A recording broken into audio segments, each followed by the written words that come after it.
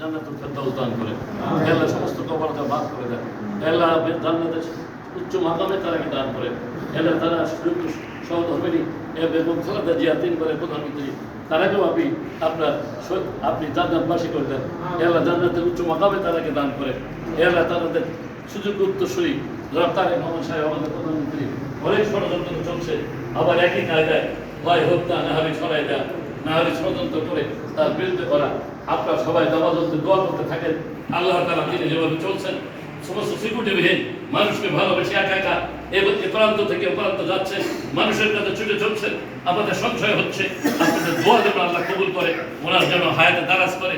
2 বার তিনি ডিসিশন নিয়েছেন, 2 বারের বেশি প্রধানমন্ত্রী থাকবেন না, তারপর 3rd জেনারেশন 4th জেনারেশন আসবে তাইবার রহমান। আমরা যেন সেই ধারাবাহিকতা পাই, বিএনপি যেন সফলতা পাই এবং ওনারা যেন হায়াত দারাজ করেন।